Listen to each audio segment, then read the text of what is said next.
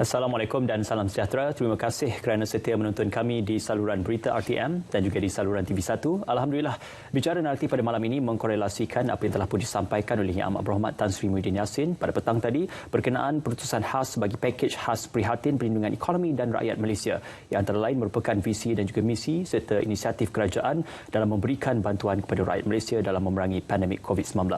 Namun pada malam ini kita akan memberikan suruhan yang lebih mendalam terhadap isu-isu yang lebih penting dirasakan di peringkat struktural bagi perundangan dan juga perlembagaan negara yang mana bercerita tentang ordinan darurat.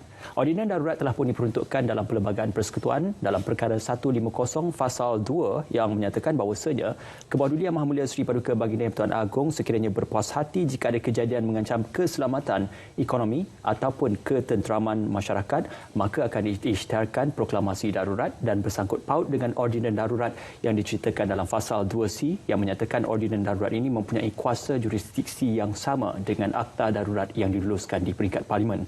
Maka pada malam ini, Ordinan Darurat Kuasa-Kuasa Perlu 2021 telah pun diwartakan oleh pihak kerajaan selepas pengumuman oleh Yang Amat Berhormat Tan Sri Muhyiddin Yassin. Untuk bercakap lebih lanjut tentang Ordinan Darurat, saya amat berhati dan bicara naratif amat berhati untuk bersama dengan dua tetamu yang cukup istimewa pada malam ini, iaitu Yang Berbahagia Tan Sri Muhammad Zuki Ali, Ketua Setiausaha Negara, dan juga Yang Berbahagia Datuk Haji Muhammad Rabin Basir, Ketua Pengarah Keselamatan Negara, Majlis Keselamatan Negara MKN. Assalamualaikum, selamat malam Tan Sri, Datuk. Waalaikumsalam. Terima kasih bersama kami dalam bicara naratif pada malam ini. Persoalan yang pertama, mukadimah mungkin saya boleh mulakan molek kiranya untuk kita bercerita tentang rasional ataupun alasan di sebalik pengisytiharan proklamasi darurat. Kebawah Maha Mulia Seri Paduka Baginda Yang Pertuan Agong berdasarkan kepada Perkara 2 dan juga Fasal 2B yang telah pun mengisytiharkan ordinan darurat ini apabila mendapat nasihat daripada Jemaah Menteri bersandarkan kepada keperluan mengancam keselamatan, ekonomi dan ketenteraman awam. Jadi persoalan yang pertama kepada Tan Sri, mungkin Tan Sri boleh jelaskan keperluan kerajaan dalam mengisytiharkan darurat ini, Tan Sri. Ya, terima kasih banyak. Terlebih dahulu saya bagi pihak Jabatan Perdana Menteri termasuk diri saya sendiri dan juga Datuk Rabin, kepada Cik Ismail sendiri dan juga RTM kerana telah memberi peluang untuk kita sama-sama ke udara untuk kita mengupas persoalan yang telah dibangkitkan oleh Cik Ismail tadi. Jadi merujuk kepada apa yang telah disebut oleh Cik Ismail tadi, betul lah proklamasi darurat ini telah pun diisytiharkan oleh Kebawah Yang Maha Mulia Seri Paduka Baginda Yang di-Pertuan Agong, seperti mana yang telah disebut ataupun dalam siaran yang telah disebut oleh Datuk Pengelola Maharaja Diraja, Datuk Pengelola Bijaya Diraja Istana Negara, di mana Kebawah Yang Maha Mulia sendiri merasakan bahawa wujudnya atau berpuas hati wujudnya ancaman yang boleh memberikan implikasi yang besar terhadap pentadbiran negara, terutama dalam konteks keselamatan negara, kehidupan ekonomi dan juga ketenteraman awam. Ini kerana kalau kita lihat penularan wabak COVID-19 ini telah pun semakin membimbangkan, di mana persekutuan dan juga mana-mana bahagian terancam sekiranya tidak dibendung. Kerana hari ini kalau kita lihat setiap sabang hari seperti mana yang kita sedia maklum, kita lihat di kaca TV dan juga di media sosial, di media umpamanya pengumuman oleh Ketua Pengarah Kesihatan. Hari ini saja kes COVID, kalau saya boleh rekodkan apa yang saya dapat pada hari ini, melebihi 161,000 kes-kes positif dan juga kes-kes yang aktif telah pun mencapai ke angka 38,000. Berbanding pada, saya ingat pada ketika itu hanya 100 kes saja pada bulan Mac tahun atau pada kita kali pertama kita mengenalkan MCO inilah. Jadi inilah antara perkara yang perlu kita berikan perhatian kerana kita dapati gelombang COVID-19 ini tak dapat lagi kita begitu besar kesannya kepada negara. Walaupun kita ada Akta 342 iaitu untuk kawalan penyakit berjangkit ini, tetapi apa yang kita dapati kadang-kadang kawalan ataupun akta ini tidak dapat lagi kita gunakan ataupun kerana kes-kes yang ada itu sampai ke tahap yang begitu besar dan membimbangkan. Kalau Cik Ismail masih ingat, kluster ataupun jangkitan hanya berlaku di dalam kluster sahaja, tapi hari ini telah merebak dalam komuniti. Jadi ancaman seperti ini boleh memudaratkan keselamatan negara, boleh memudaratkan kehidupan ekonomi dan juga ketenteraman awam. Sebagai contoh umpamanya, kemudahan hospital, fasiliti hospital yang ada tidak mencukupi lagi. Kalau ada pun kerana bilangan pesakit yang ada begitu besar sekali. Di mana kita kena ingat nature pesakit COVID ini, dia tak boleh SOP tidaklah dipatuhi, dia tak boleh duduk katil, pesakit tidak boleh rapat-rapat dan sebagainya. Jadi kalaulah perkara ini tak kita atasi dengan begitu dengan baik, kita khawatir kalau kita tidak bersedia untuk menanggung beban pesakit COVID ataupun wabak COVID yang meningkat yang begitu besar sekali. Dan satu lagi yang kita lihat, jadi kita harap tempoh darurat akan memberi ruang pada kerajaan untuk menumpukan pemulihan ekonomi negara selain menjamin dan juga mengekalkan keselamatan dan juga keteraman awam. Sebenarnya kalau kita lihat pengisytiharan darurat ni bukan hanya di negara kita, tapi ini juga dilaksanakan di beberapa negara lain seperti di Perancis, di Itali, di Amerika Syarikat, di Jepun, Australia dan sebagainya. Jadi tindakan itu diambil berdasarkan kepada situasi penularan wabak COVID-19 di negara masing-masing dan juga mengikut peruntukan undang-undang tersendirilah. Jadi ini bukanlah satu tindakan yang asing yang diambil oleh negara kita dalam membendung penularan COVID-19 ini. Apa yang sebenarnya yang kita khawatir kalau berlaku silap faham ataupun salah tafsiran oleh pihak rakyat jelata mengatakan bila darurat yang dilaksanakan, ini darurat yang di mana tentera berada di jalan raya untuk kawalan keselamatan yang begitu ketat dan sebagainya. Dia kalau kita lihat sebagai contoh yang paling mudah, kerajaan telah mengumumkan pengisytiharan darurat di 2 parlimen, di Batu Sapi, di Greek dan juga di Dun Bugaya. Walaupun telah beberapa bulan kita laksanakan ataupun perintah darurat ni telah dilaksanakan, tapi kita tak nampak, orang mungkin tak sedar darurat itu telah dilaksanakan di tempat-tempat tersebut. Kerana sebenarnya seperti saya kata, perjalanan adalah seperti biasa. Tak ada apa perkara sangat yang boleh menimbulkan kekhawatiran di kalangan rakyat. Tetapi apa yang paling mustahak bagi saya, sebenarnya pengisytiharan darurat yang pertama, saya sebut tadilah, oleh kerana kemudahan hospital kerajaan yang ada, kita khawatir terbatas kerana bilangan pesakit COVID itu makin meningkat. Dan keupayaan hospital kerajaan untuk mengendalikan kes COVID ini mungkin juga terbeban dan juga tidak dapat kita penuhi sepenuhnya.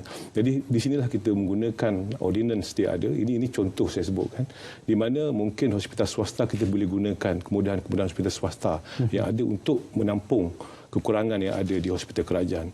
Begitu juga saya ambil contoh lain, umpamanya dalam kes COVID ini di mana pembelajaran terganggu kerana tahulah nature COVID ini di mana pelajar-pelajar tidak boleh duduk rapat-rapat dalam kelas peperiksaan, mereka tidak boleh duduk penjarakan sosial dan sebagainya. Mungkin ruang di sekolah tidak mencukupi dan kita boleh gunakan ordinan yang ada ini untuk kita memastikan pejabat-pejabat kerajaan atau swasta kita boleh gunakan untuk membantu kes-kes ataupun untuk menyelaraskan, memudahkan penggunaan tempat-tempat pembelajaran juga tempat-tempat pembelajaran saya sebutkan tadi lah. Jadi inilah sebenarnya yang kita maksudkan bila kita sebut macam mana darurat yang digunakan, macam mana darurat yang kita laksanakan untuk memastikan untuk membendung COVID yang daripada berluasa di negara kita ini. Perkara berkaitan tentang pengambilan premis dan juga bangunan-bangunan itu juga telah pun disebutkan dalam Ordinan Kuasa-Kuasa Perlu 2021 seperti yang disebutkan oleh Tan Sri seketika tadi. Satu persoalan amat menarik untuk saya gambarkan dan juga seluruhan yang lebih jelas tentang kepentingan prerogatif power oleh Sri Paduka Baginda Pertuan Agong dalam mengisytiharkan proklamasi darurat telah pun disebutkan dalam perkara 150 Fasal 8 yang menyebut bahawasanya proklamasi darurat tidak boleh dicabar di mana mahkamah maupun dipertikaikan. Jadi kalau kita ambil korelasi kes dan juga kronologi kes yang berlaku di Bugaya, Batu Sapi dan juga di Greek, malah dalam isu krisis di Sarawak dan juga di Kelantan juga telah menyaksikan ada perbezaan antara ciri-ciri proklamasi darurat yang dilaksanakan terdahulu dengan proklamasi darurat yang dilaksanakan sekarang. Mungkin yang berbahagia Tan Sri boleh jelaskan bersama dengan kita. Ya, seperti yang Cik Smail sebutkan tadi, memang kita pernah beberapa kali mengisytiharkan darurat yang sebelum ini telah berlaku. Kalau saya boleh kategorikan pada beberapa kategori. Yang pertama dalam kategori keselamatan, di mana kita pernah mengisytiharkan darurat pada tahun 1948, yakni ketika ancaman komunis di dalam negara kita di Melaya pada ketika itu. Kemudian 64 kita adakan lagi sekali pengisytiharan darurat, itu untuk bila kita berkonfrontasi dengan pihak Indonesia. Dan juga pengisytiharan darurat pada tahun 1969, itu peristiwa 13 Mei. Di samping itu seperti disebutkan tadi, ada juga pengisytiharan darurat yang pernah kita isytiharkan, iaitu pertamanya yang disebut tadilah pengisytiharan darurat di negeri Sarawak pada tahun 1966. Ini kemeluk politik lah, tertumpu pada satu tempat saja, dan juga pernah diisytiharkan di negeri Kelantan pada tahun 1927. Saya ambil contoh proklamasi darurat pada tahun 1969 di mana ia dikuatkuasakan di seluruh persekutuan disebabkan oleh ancaman keselamatan ketika itu dan menyebabkan pengawalan ketat anggota keselamatan negara pada dalam kita menangani keterangan yang timbul disebabkan oleh peristiwa 13 Mei. Pada ketika itu ditubuhkan Majlis Gerakan Negara atau Mageran sebagai pentadbir untuk menasihatisi Seri Paduka Baginda Yang Tuan Agong bagi hak ehwal pentadbiran kerajaan. Kita kena ingat ketika itu pilihan raya baru saja berlangsung 1969 dan kerajaan yang ada adalah kerajaan caretaker government, maknanya kerajaan yang sebenarnya belum lagi dibentuk sepenuhnya. Sebab itulah pada ketika itu maka ditubuhkan jawatankuasa untuk mentadbir darurat iaitu Mageran ini. Tapi hari ini kita tengok apa yang kita wujudkan ataupun apa yang kita maksudkan darurat yang kita laksanakan pada kali inilah lebih bersifat kerana kita nak mengawal penularan ataupun merebaknya COVID-19 ini. Dan kabinet setia dia masih lagi berjalan seperti biasa, pentadbiran berjalan seperti biasa. Dia tak ada isu yang sebenarnya. Jadi sebab itulah bezanya darurat pada 1969 dengan apa yang kita laksanakan pada tahun ini. Jadi dalam perkara itulah kita kena ingat bahawa tujuan utama kerajaan mengisytiharkan darurat ataupun pengisytiharan darurat pada kali ini untuk membendung penularan COVID-19 daripada terus berluasa pada negara kita pada tahun ini. Jadi seperti kita berharap perkara ini hendaklah kita fahami sebenarnya tujuan utama pengisytiharan darurat ini adalah untuk kita membendung dan juga mengawal penularan COVID-19 di negara kita ini. Ya, satu penjelasan yang baik juga untuk kita sama-sama menakul tentang maksud di sebalik rasional bagi proklamasi darurat itu. Dalam Ordinan Darurat Kuasa-Kuasa Perlu 2021 yang telah pun diwartakan di peringkat Kerajaan Persekutuan, telah pun disebutkan dalam Seksyen 2 Subseksyen 1 tentang bagaimana perubahan jawatan kuasa khas yang telah pun diumumkan oleh Yang Berhormat Tan Sri Muhyiddin Yassin.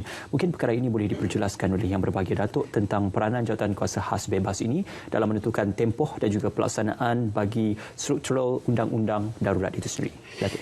Terima kasih Saudara Ismail, Yang Berbahagia Tan Sri, para penonton sekalian. Apabila Yang di-Tuan Agong telah memperkenan sebuah jawatan kuasa khas bebas ditubuhkan bagi menasihati baginda berkaitan dengan kewujudan darurat besar yang mengancam keselamatan, kehidupan ekonomi dan ketenteraman awam di dalam persekutuan berikutan penularan COVID-19 ini di dalam negara, dalam tingkah lain, jawatan kuasa khas bebas ini bertujuan untuk bertanggungjawab untuk memberi nasihat kepada Yang di-Tuan Agong mengenai penentuan tempoh masa pelaksanaan darurat. Walaupun tempoh proklamasi darurat ini diperuntukkan bermula daripada 11 Januari sehingga 1 Ogos 2021, penambatan lebih awal atau penerusan tempoh darurat boleh dipersembahkan kepada baginda berdasarkan nasihat daripada jawatan kuasa khas bebas ini berasaskan kepada situasi penularan COVID-19 di dalam negara. Baik.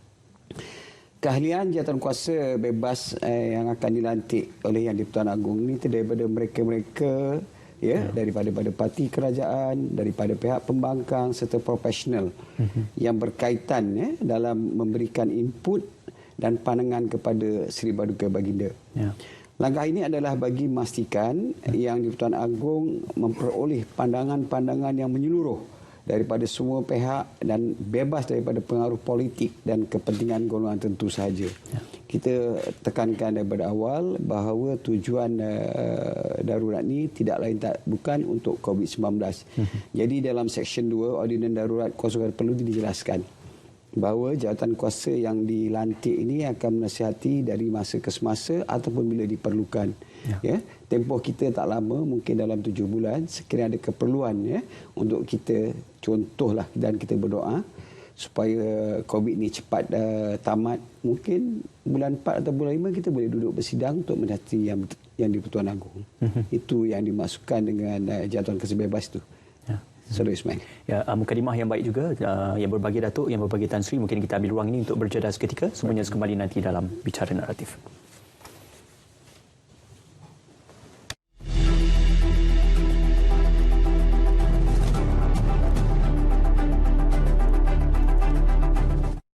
Sekarang ni semua benda kita dah buat secara digital, lebih-lebih lagi sektor perniagaan. Namun pada waktu yang mencabar ni, masih banyak juga peniaga kecil sederhana kita yang terkesan kerana kewangan. Untuk membantu peniaga kecil sederhana ini, TM Infomedia melalui saluran Yellow Pages bekerjasama dengan Funding Societies. Platform ini menyediakan peluang untuk peniaga kecil sederhana labur dan akses pembiayaan perniagaan. Peniaga di platform Yellow Pages boleh memohon pembiayaan secara dalam talian dan tiada kolateral diperlukan. Bantuan bersyarat daripada RM3,000 sehingga RM1,000,000 dengan kadar faedah 1 ke 1.5% sebulan. Mereka juga dapat mempromosikan perniagaan dan meningkatkan pendapatan mereka melalui pemasaran seperti Wi-Fi advertising dan perkhidmatan loyalty seperti Chop Chop. Inisiatif ini adalah kolaborasi TM Infomedia melalui Yellow Pages dan Funding Societies sebagai sokongan kepada digital Malaysia. Ke arah kehidupan digital Malaysia didukung oleh TM. Masih nak keluar lagi? Duduk rumah je lah. Ingat, elakkan 3C. Crowded place, kawasan sesak, elak. Confined space, kawasan sempit, elak. Close conversation, jaga jarak bila bercakap. Kalau kita elakkan 3C ini, susah virus nak tersebar. Patuhi SOP, ikut syarat PKPP. Lindungi orang berisiko tinggi, jaga penjarakan fizikal. COVID-19 tak pilih mangsa. Awak boleh kena, awak boleh kena, semua boleh kena. Ingat, sama-sama kita jaga kita. Budayakan norma baru. Bersama-sama kita putuskan rantaian COVID-19.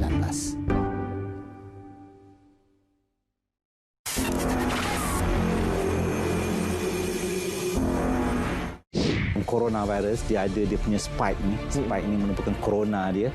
Jadi virus COVID-19 ini pada keadaan bila dia menjangkiti pada orang, jadi keseluruhan virus ini dia akan memasuki saluran pernafasan kita dan dia akan merosakkan pelbagai sel dalam badan kita, terutama organ-organ yang tertentu ya.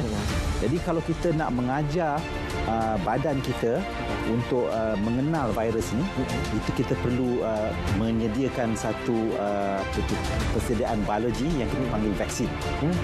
Jadi vaksin tu kalau kita dalam keadaan yang biasa, virus itu akan menjangkiti kita. Tapi kalau vaksin tu kita mengambil bahan ataupun ejen ataupun protein yang tertentu daripada virus ini yang tidak dapat menyebabkan penyakit tetapi dapat mengajar badan kita untuk mengenal virus itu.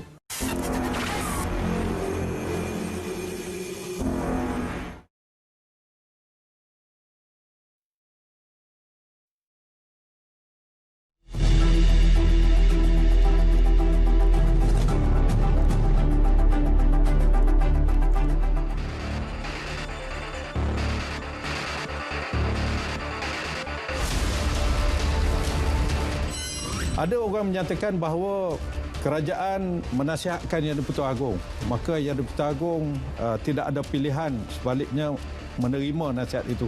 Sebenarnya tidak. Yang di-Pertuan Agong ini fakta ya.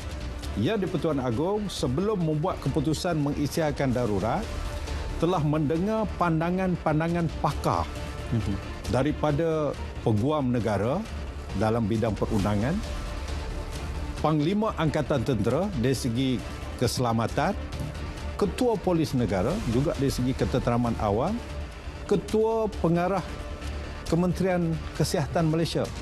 Dan bukan itu saja, pengurusi SPR juga dipanggil untuk menghadap ke bawah duli Yang Maha Mulia Tuanku untuk Tuanku mendapat suatu pandangan yang jelas. Sebelum Tuanku mengambil langkah yang bijaksana ini untuk mengisytiharkan darurat.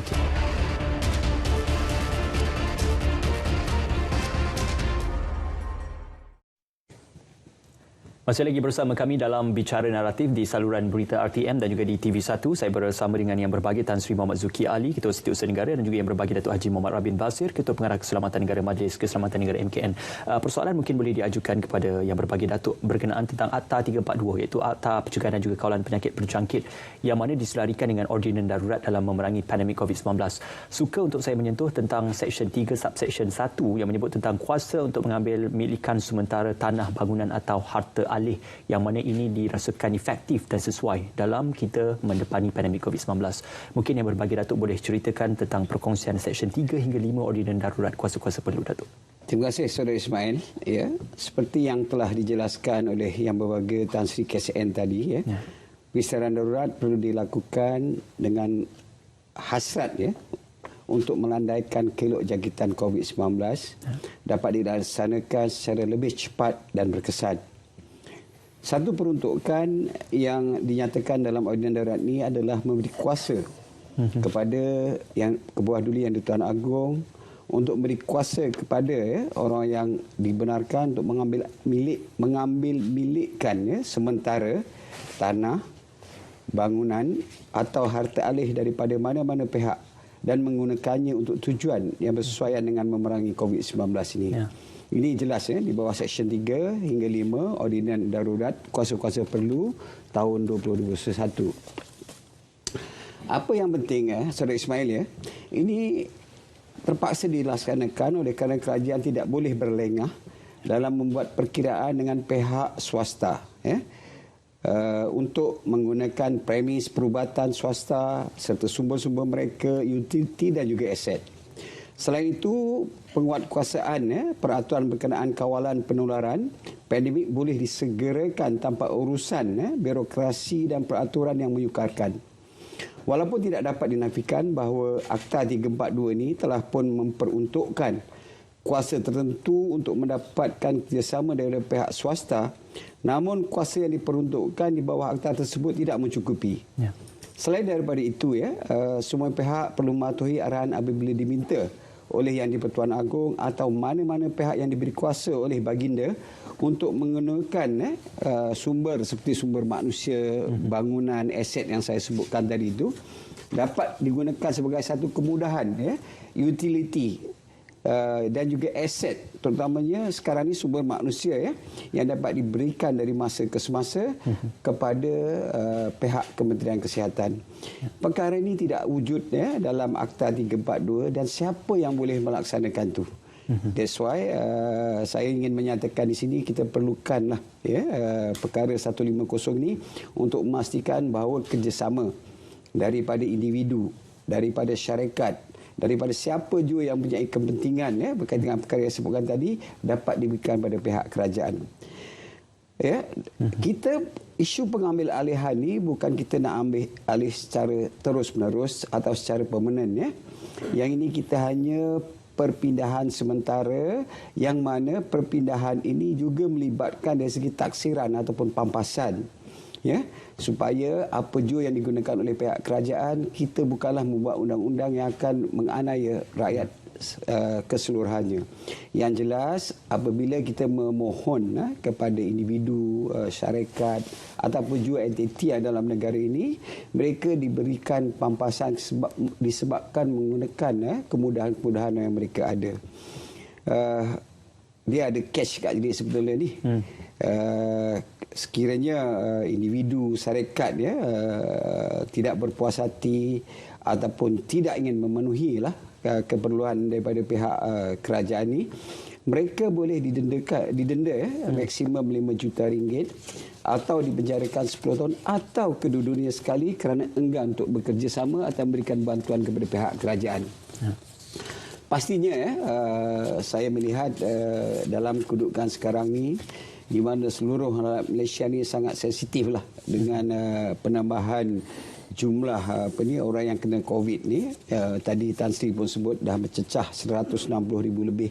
Kemudian yang aktif lebih daripada 38,000. Jadi sekarang ni musuh tu berada di sekeliling kita. Jadi kalau kita pun dah tahu bahawa kedudukan kita di peringkat hospital kerajaan ni sendiri tidak mencukupi dan tidak ada orang membantu, negara kita ni akan jadi padang jarak, padang kuku . Jadi insyaAllah dengan apa yang diilhamkan dan diberikan berdasarkan kepada peruntukan 150 ni, kerjasama daripada individu dan swasta itu akan dapat dilaksanakan dan insyaAllah juga saya sekali lagi akan menekankan di sini bahawa kita akan berjaya mengurangkan isu berkaitan dengan ketidakcukupan aset tenaga manusia untuk menguruskan kesihatan dan juga peralatan-peralatan. Ya. Kita lihat ramai ya, banyak di sini. Saya dimaklumkan hampir 300 hospital swasta di Malaysia ni yang mana mereka mulai cenderunglah untuk membantu kita dalam menguruskan hal-hal berkaitan dengan aset dan juga keperluan berkaitan dengan Seksyen 3 hingga 5. Ya. Tamsilan berkaitan tentang perkara ataupun Seksyen 3 hingga 5 dalam Ordinan Darurat ini mungkin boleh saya panjangkan kepada kerangka yang disebutkan dalam perkara 150 Fasal 6 yang menyebut Yang di-Pertuan Agong boleh meluluskan apa jua undang-undang untuk tujuan darurat walaupun tidak konsisten dengan Perlembagaan Persekutuan. Maka sudah disebut dalam satu kerangka Perlembagaan Persekutuan. Cuma persoalan yang lebih penting buat yang berbahagi Tan Sri, kalau disebutkan jawatan kuasa khas bebas sudah diperuntukkan dalam Seksyen 2 Subseksyen 1 Ordinan Darurat.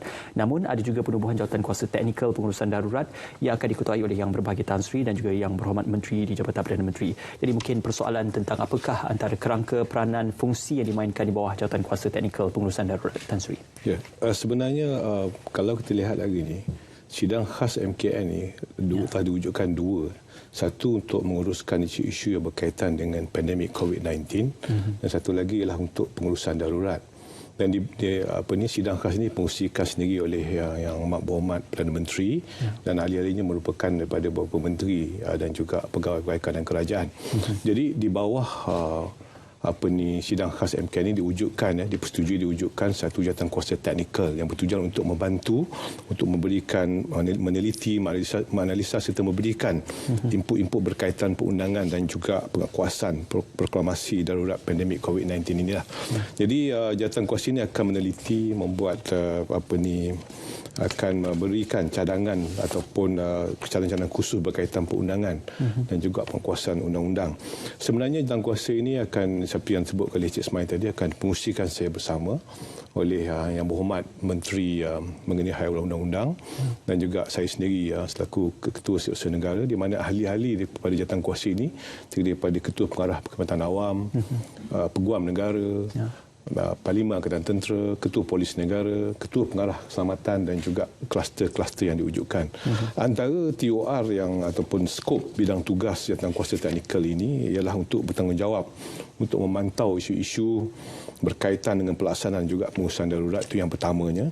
Yang kedua, untuk meneliti dan mengkaji juga isu-isu berbangkit berkaitan darurat serta mengesyorkan cadangan penyelesaian, menyelaras perhubungan pengurusan darurat terutama sekali di peringkat persekutuan dan juga negeri serta mengetuai pemantauan dan juga naziran penguasaan undang-undang berkaitan darurat di semua peringkat. Jadi pada dasarnya kita perlukan jawatan kuasa teknikal ini untuk membantu memberikan input kepada sidang khas MKN sebelum sesuatu ordinan dipersetujui atau diangkat untuk pertimbangan dan juga perkenan ke bawah Duli Yang Maha Mulia Seri pada Baginda Yang Tuan Agong. Jadi apa yang saya nak kupas sikitlah mengenai kluster-kluster yang diwujudkan. Kita wujudkan 6 kluster untuk memberikan nasihat ataupun input-input berkaitan dengan perundangan ini. Yang pertama, kluster keselamatan, ianya diketuai oleh Kementerian Dalam Negeri dan ahli-ahlinya terdiri dari beberapa kementerian lah.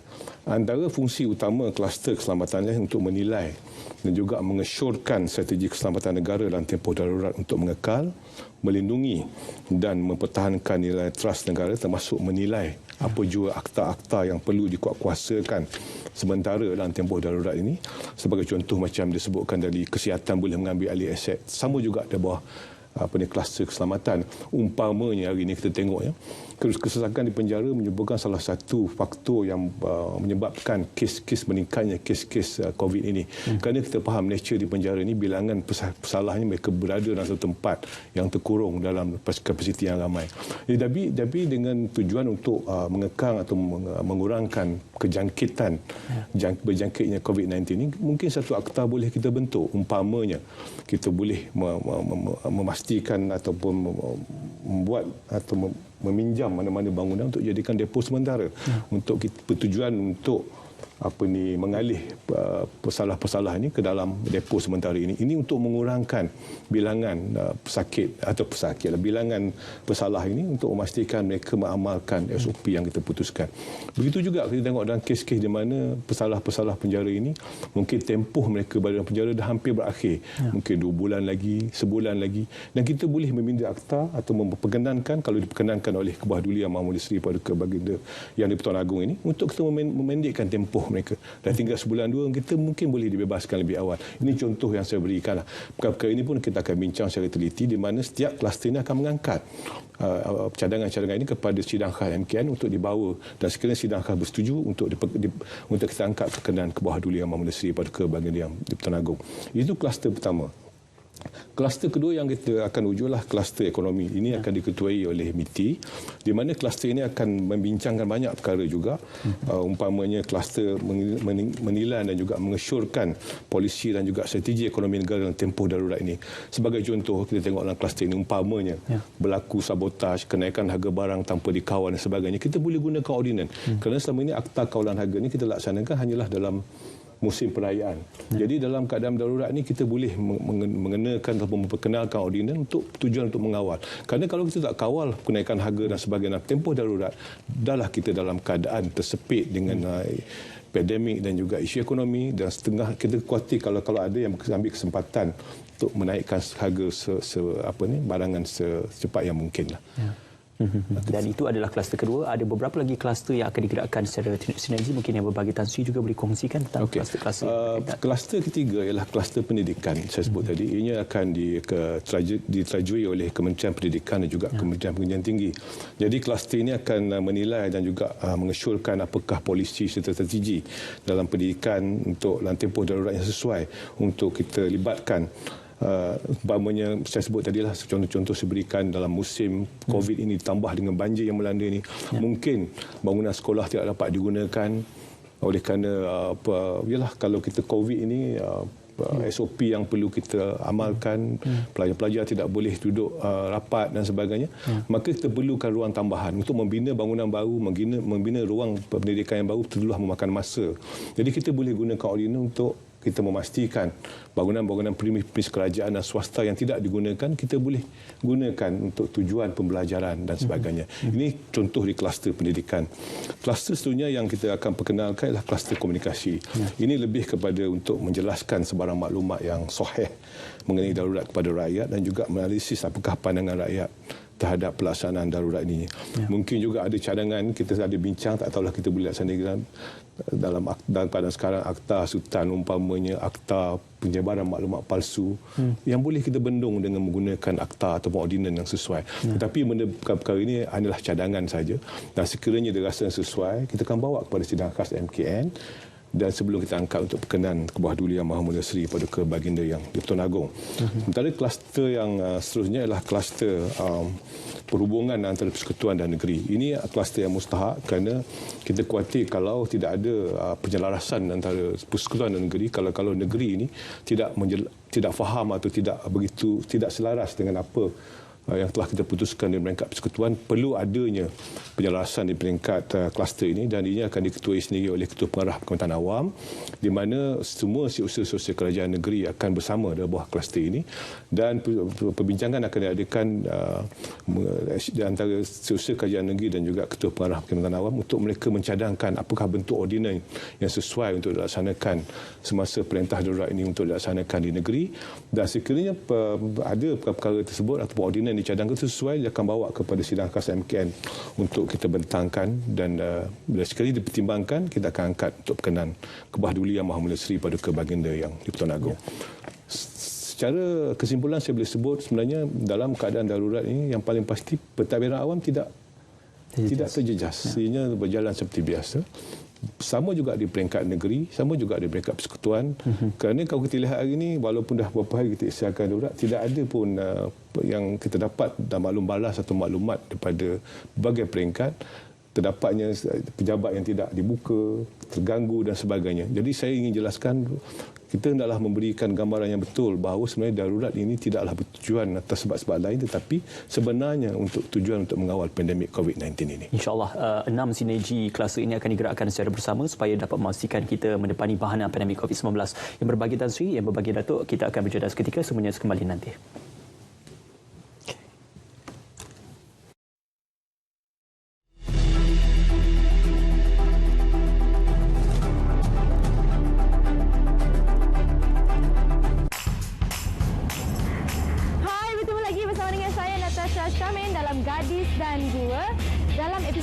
Sasha nak bawa penonton di luar sana pergi ke Kompleks Gua Ikan Dabong Kelantan. Tunggu lagi.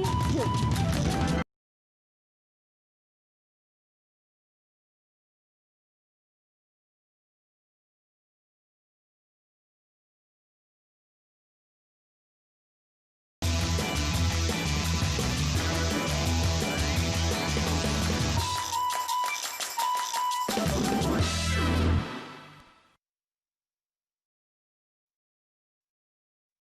Setiap minggu, Agrotech akan memaparkan pelbagai pencapaian hebat usahawan agro berserta inovasi dan teknologi yang dapat memberi inspirasi kepada semua.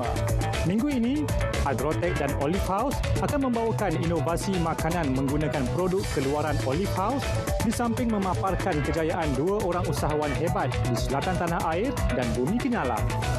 Permat barang yang ada sini bersini je. Sikit je. Best premise. Ejen senior tweet. Ambil satu senduk kecil saja.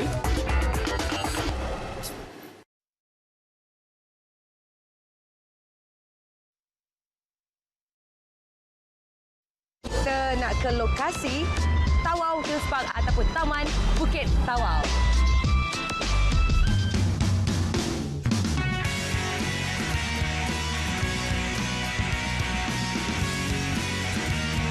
Masih lagi nak menjelajah ke Kepulauan Borneo. Kita juga ada jambatan gantung kanopi yang tinggi dan panjang dan kita juga ada kolam air panas. Jadi kalau anda nak lihat sendiri, nak ambil gambar sendiri, nak mencipta sejarah anda sendiri di pusat pelancongan Eco ini, datanglah ke sini.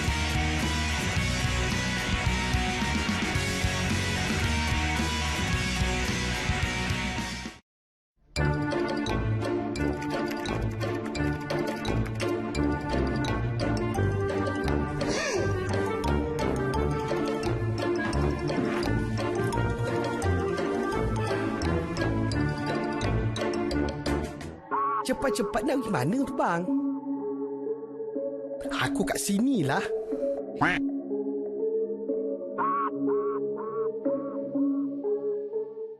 Aku tahulah kau comel, tapi kesihatan tu kena jaga.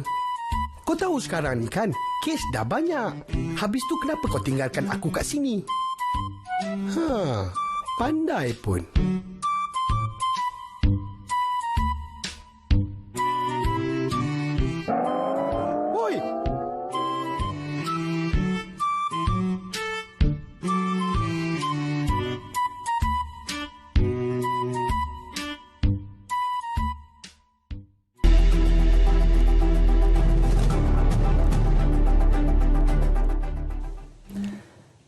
So kembali dalam bicara naratif di saluran berita RTM dan di TV1, undang-undang yang dijalankan ataupun dicadangkan di bawah Ordinan Darurat Kuasa-Kuasa Perlu 2021 di bawah Proklamasi Darurat merupakan kuasa prerogatif bagi Kebahagiaan Yang Mulia Seri Paduka Baginda Tuan Agong untuk memperkenankan sebarang bentuk peruntukan ataupun pelaksanaan undang-undang baru, dan ini merupakan kuasa prerogatif yang telah pun diperuntukkan oleh Perlembagaan Persekutuan terhadap Kebahagiaan Yang Mulia Seri Paduka Baginda Tuan Agong. Malam ini kita bercakap tentang Ordinan Darurat Kuasa-Kuasa Perlu bagi tahun 2021. Persoalan kepada yang berbahagia, Datuk, mungkin ini satu persoalan yang penting kerana dalam Seksyen 11, Subseksyen 1, Ordinan Darurat Kuasa-Kuasa Perlu 2021 diceritakan tentang bidang kuasa eksekutif dan juga perundangan yang boleh diteruskan. Maka adakah dengan pelaksanaan ataupun kita kata meletakkan jawatan kuasa ini di peringkat yang tertinggi, adakah ia akan mengatasi bidang kuasa yang telah pun ditetapkan kepada Yang Amat Berhormat Perdana Menteri dan juga Jemaah Menteri? Yang berbahagia, Datuk. Terima kasih Saudara Ismail. Saya ingin menjelaskan di sini bahawa jawatan kuasa teknikal pengurusan darurat hanyalah mekanisme kerajaan dalam pengurusan darurat dan tidak mempunyai sebarang kuasa eksekutif. Kerajaan yang wujud sebaik sebelum proklamasi darurat yang dikeluarkan pada 11 Januari yang lalu hendaklah terus berfungsi seperti sedia ada. Jemaah Menteri, Majlis Mesyuarat Kerajaan Negeri ataupun Kabinet Negeri hendaklah menjalankan tugas berdasarkan kuasa eksekutif yang telah diberikan di bawah undang-undang yang sedang berkuat kuasa. Ini bermaksud Perdana Menteri, Menteri Besar, Ketua Menteri bagi negeri-negeri masing-masing mereka mempunyai kuasa untuk terus menjalankan kuasa eksekutif tersebut sebagaimana saudara sebutkan tadi, Seksyen 11 Ordinan Darurat Kuasa-Kuasa Perlu 2021. Jadi saya berharap sangatlah bahawa apa yang ditekankan oleh Tan Sri KSN tadi dan saudara juga berkaitan dengan isu ini, tiada perubahan. Sebab tu kita lihat dalam mesyuarat yang dijalankan baik di peringkat mesyuarat khas MKN COVID dan juga mesyuarat khas MKN berkaitan dengan darurat ni, mereka YB ni Ketua Menteri dan Menteri Besar dijemput samalah. Kalau sekarang ni mereka yang terlibat dalam negeri-negeri yang terlibat dengan PKP terutamanya dijemput untuk sama-sama berbincang mengenai perkara ni. Tiada perubahan daripada isu kuasa eksekutif tersebut. Makanya pelaksanaan kuasa eksekutif dan juga perundangan itu masih kekal seperti yang diperuntukkan dalam 3 pengasingan bidang kuasa eksekutif, judisiari dan legislatif. Satu persoalan yang penting yang berbagi Datuk. Kita bercerita tentang persoalan masyarakat khususnya. Adakah bagaimana pelaksanaan sidang Parlimen dan Dewan Undangan Negeri akan dapat dilaksanakan? Perkara ini mungkin saya boleh korelasikan dengan perkara 55 Perlembagaan Persekutuan yang mana Kebawah Duli Yang Maha Mulia Seri Paduka Penduduk Tanah Agong mempunyai kuasa untuk memanggil atau untuk memprorok sebarang persidangan Parlimen yang akan dilaksanakan tanpa kebenaran Kebawah Duli Yang Maha Mulia Seri Paduka Baginda Tuanku, maka sidang Parlimen tidak boleh dilaksanakan. Jadi adakah Ordinan Darurat Kuasa-Kuasa Perlu 2021 memberikan peruntukan dalam sidang Parlimen dan Dewan Undangan Negeri? Datuk. Sekali lagi terima kasih Saudara Ismail Jelas berdasarkan kepada Seksyen 14 dan 15 berhubung dengan Ordinan Darurat Kuasa Perlu 2021 bahawa isu-isu berkaitan dengan sidang Parlimen dan sidang Dewan Undangan Negeri dengan jelas tidak dibenarkan untuk mengadakan sidang masing-masing dalam tempoh darurat ni, iaitu daripada 11 hingga 1 Ogos kelak lah. Namun begitu, sekiranya Yang di-Pertuan Agong sebetulnya mempunyai kuasa untuk memanggil, memprorok dan juga membubarkan Parlimen ikut tarikh yang diberikan sesuai oleh baginda dengan mengambil kira objektif provokasi ini dibuat. Jadi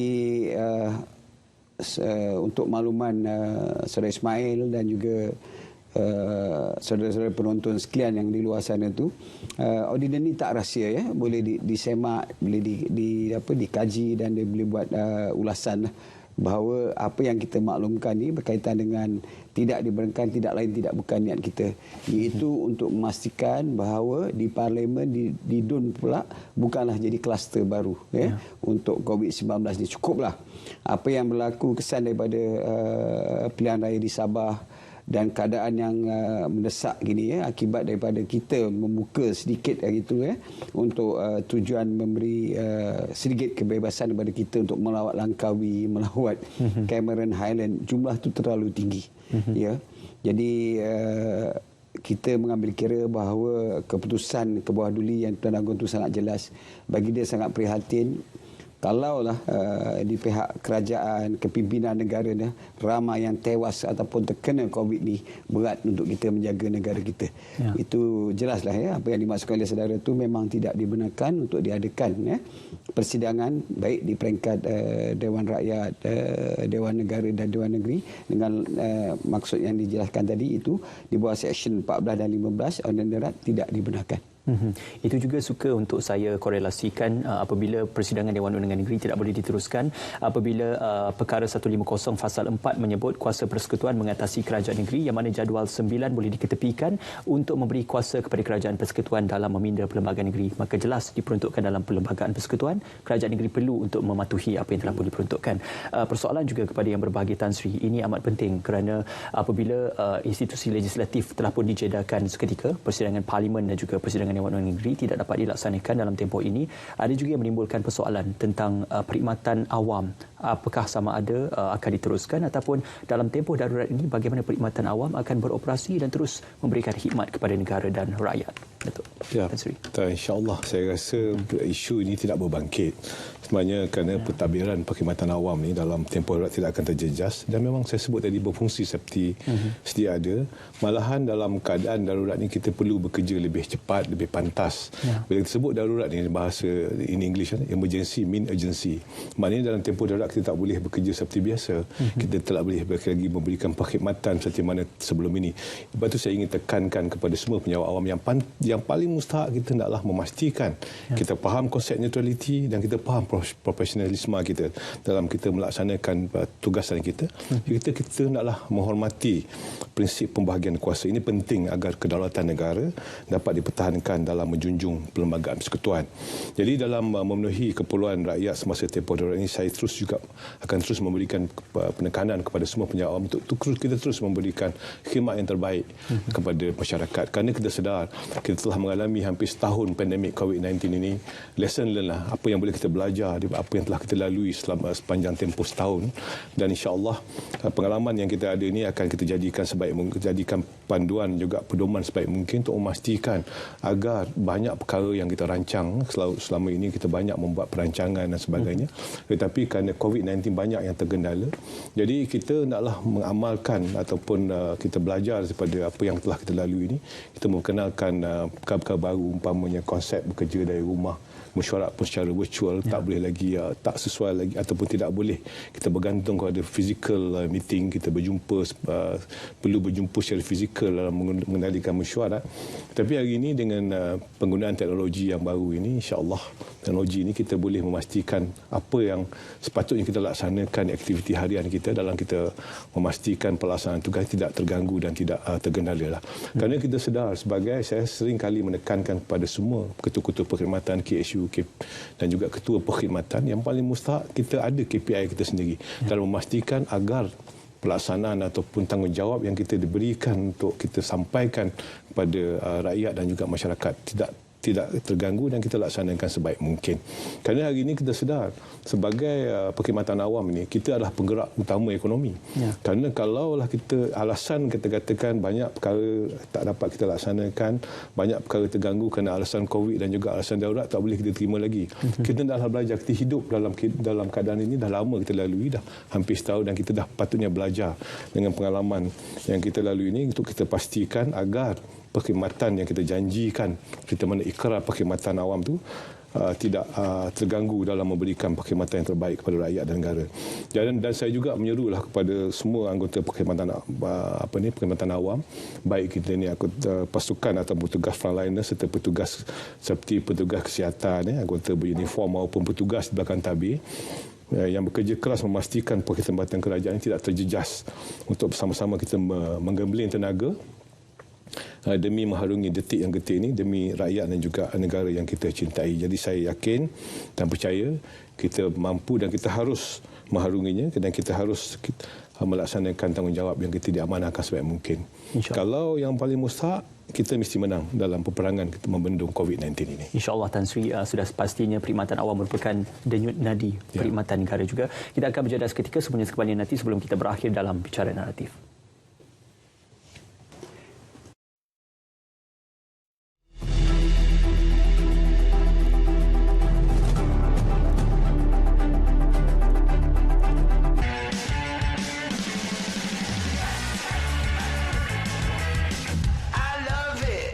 Even then, I thought that was a big goal. So to finish 21 and to have a peak at 17 was beyond my dreams. So it was amazing. The dream run in Rio continues. This guy's the real deal. Don't stop, don't stop. I can't get enough. I love it, love it, love it. Let's keep it going on. I can't get enough. I love it, love it, love it.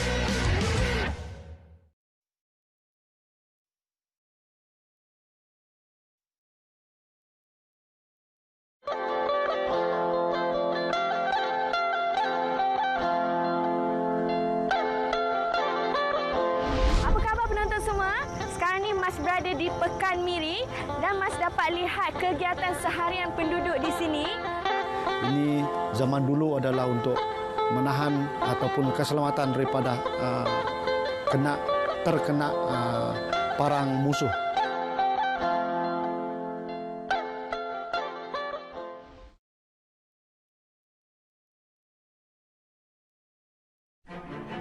Simfoni Alam,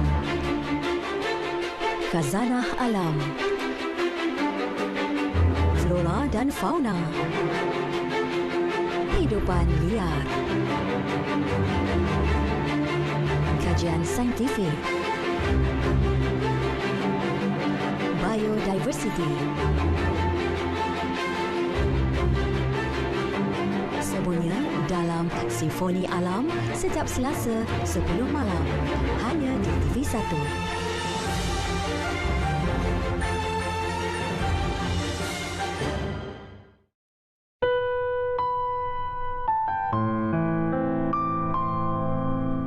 Saya nak menzahirkan rasa terima kasih kepada anda semua sebagai rakyat Malaysia. Anda adalah manusia yang hebat.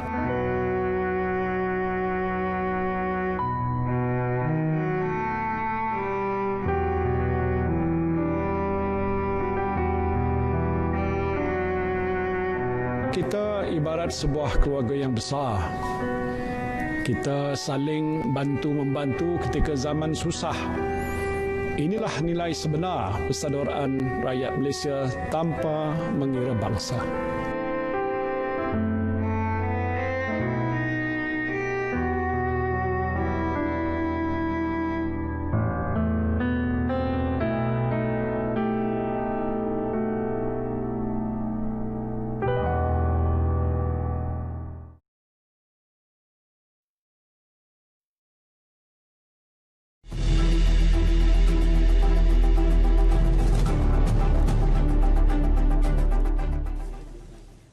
Bicara naratif di saluran berita RTM dan TV1, di blok yang terakhir ini saya masih lagi bersama Yang Berbagi Tan Sri Muhammad Suki Ali dan Yang Berbagi Datuk Haji Muhammad Rabin Basir.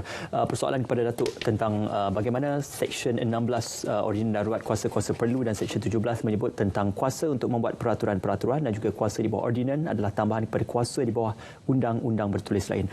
Minggu lalu, Yang Berhormat Menteri Kanan Pertahanan dan menyebut tentang Angkatan Tentera Malaysia diberikan kuasa seperti mana pihak Polis Diraja Malaysia dalam menahan dan juga menangkap pesalah-pesalah yang melanggar kesalahan Akta 342 ini. Jadi bagaimana dalam hal ini ordinan darurat ini memperuntukkan kuasa yang diberikan kepada Angkatan Tentera Malaysia dalam kita memberikan tambahan kepada Akta Kanun Jenayah dan juga beberapa undang-undang yang diperuntukkan. Datuk. Terima kasih Saudara Ismail. Sebagaimana yang telah dimaklumkan oleh Yang Amat Berberdaya Menteri, kuasa yang diberikan kepada pihak Angkatan Tentera ini bukan sewenang-wenangnya. Ya. Di bawah jawatan kuasa Perusahaan Gerakan Kebangsaan yang diberkongsikan bersama oleh Tan Sri IGP dan juga Tan Sri PAT, mereka akan duduk bersama untuk membincangkan apakah langkah-langkah yang akan diambil untuk memastikan bahawa pemberian kuasa sebagaimana dimaklumkan oleh Tan Sri KSN tadi itu digunakan secara setepatnya. Dan janji daripada pihak Tan Sri PAT sendiri bahawa pihak ATM tidak akan bergerak bersendirian untuk menjalankan tugas-tugas di bawah COVID-19 ni. Ya. Tetapi bila berlakunya keadaan-keadaan yang mendesak, terutamanya apa yang berlaku di sepadan, di mana kawasan-kawasan kita itu pembahagiannya adalah mengikut kawasan-kawasan tanggungjawab di bawah ATM, di bawah pihak PDRM. Kita sering dimomok-momokkan dan kemungkinan sebahagian itu benar adanya lorong-lorong tikus. Ya. Jadi sekiranya pihak ATM ni menjaga kawasan ditangjakan itu tidak memperolehi kuasa-kuasa pihak PDRM untuk menangkap, menyawal siasat dan akhirnya bersama-sama dengan pihak polis untuk mendakwa mereka di mahkamah, maka apa yang disebutkan di bawah perkara darurat ini tidak dapat dilaksanakan di peringkat lapangan.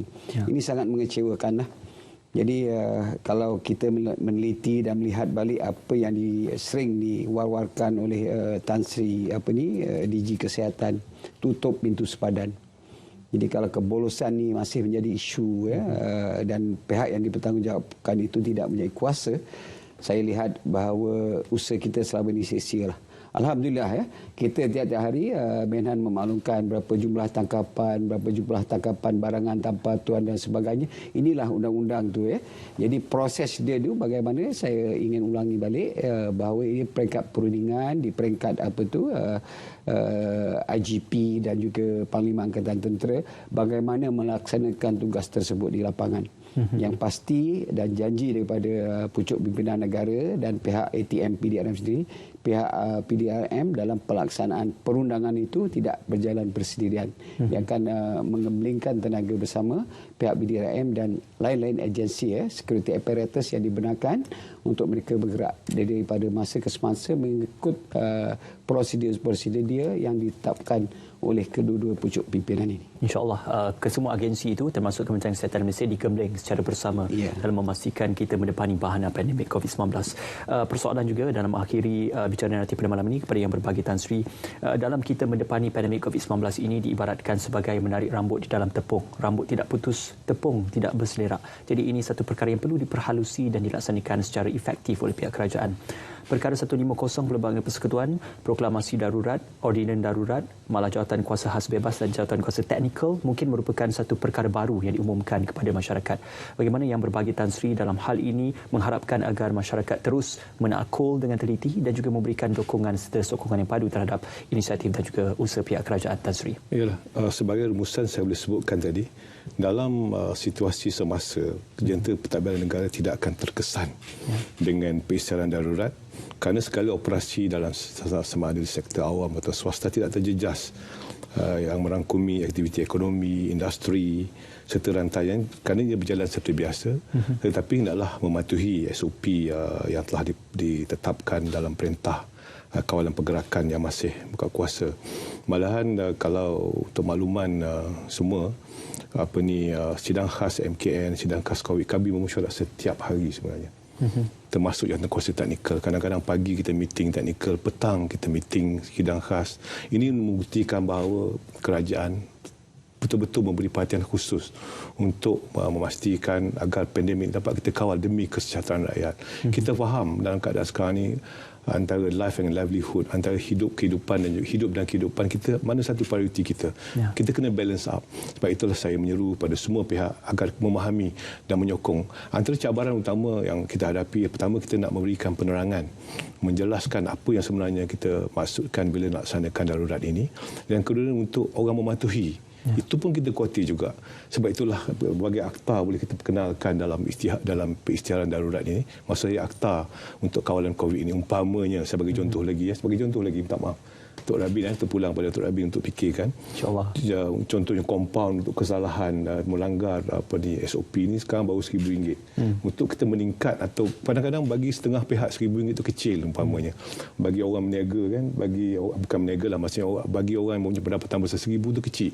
Bagi mereka tak ada masalah untuk langgar peraturan. Mungkin kita boleh perkenalkan ordinan lebih besar lagi ataupun kita perkenal ordinan untuk meningkatkan lagi kadar kompaun untuk memberikan. Kadang-kadang orang kita ni bila sebut cara elok pun dia tak nak patuh juga. Kita bercakap cara lembut, kita sebut bagi kita hendaklah memperkenalkan satu akta yang lebih ketat umpamanya. Ini contoh yang kita kena fikirkanlah. Dan akhirnya saya rasa marilah kita sama-sama memanjatkan doalah kepada Allah Subhanahu Wa Taala agar semua kita diberikan kekuatan, diberikan hidayah dan juga kesepaduan dalam kita bersama-sama untuk menangani COVID-19 ini. Yang paling mustahak kita berdoa agar kita dipermudahkan segala urusan. Padanya jugalah kita berserah insya-Allah. InsyaAllah. Amin. Yang pasti apa kita lakukan adalah dalam kita menjunjung prinsip demokrasi berparlimen dan juga raja perlembagaan. Rafat sembah menjunjung kasih kepada Paudli Manila Seri Paduka Baginda Pertuan Agong atas perkenan bagi proklamasi darurat dan juga ordinan darurat. Terima kasih juga sekali lagi saya ucapkan kepada yang berbahagia Tan Sri Muhammad Zuki Ali, Ketua Setiausaha Negara, dan juga yang berbahagia Datuk Haji Muhammad Rabin Basir, Ketua Pengarah Keselamatan Negara Majlis Keselamatan Negara MKN kerana bersama kami dalam bicara naratif pada malam ini. Dan juga diharapkan agar anda mengambil iktibar daripada apa yang telah pun diumumkan oleh Yang Berhormat Tan Sri Muhyiddin Yassin pada petang tadi dalam pakej khas prihatin perlindungan ekonomi dan rakyat Malaysia Permai yang dalam usaha untuk memastikan agar rakyat Malaysia terjejas disebabkan oleh pandemik COVID-19 dapat ditangani dan juga dibantu secara bersama. Terima kasih bersama kami dan teruskan kesiaran anda di saluran berita RTM dan TV1. Dengan itu, Assalamualaikum. Selamat malam.